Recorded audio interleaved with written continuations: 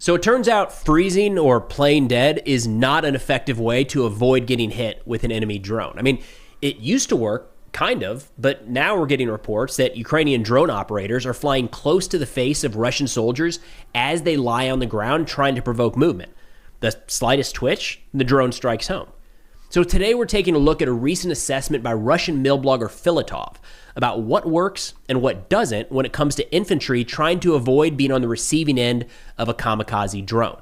Now, at the end of today's video, we've actually got 3 example videos showing Russian soldiers successfully avoiding getting hit by Ukrainian drones as they follow these bullet points laid out by Filatov.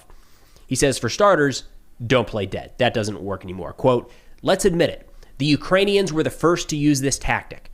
We witnessed it near Avdiivka. We were dropping bombs, they exploded, the enemy fell, lying dead. We flew in, hammered those still running, then we returned. The dead would resurrect and walk away on their own to some shelter.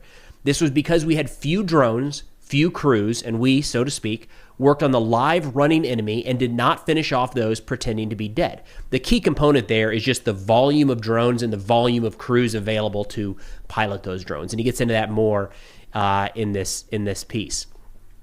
He says, quote, when the enemy raises a drone, it has already lost its value. Sooner or later, the battery will run out. So the enemy will have to choose a target and strike it with a drone, even if it is a single soldier.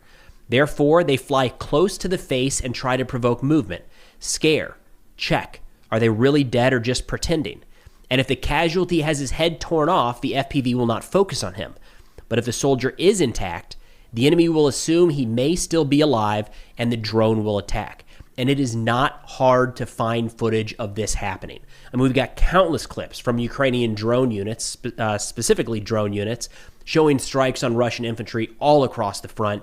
And almost every day, there's a video where you see the drone coming right up against the face of the Russian soldier lying on the ground, and it looks like it's kind of interrogating them, like making sure, is this actually a target or not? A key component of that is this person dead or alive? And if there's any indications that they're alive, they are a viable target, that drone is striking home. Filatov says, quote, therefore, the tactic freeze or pretend to be dead does not work.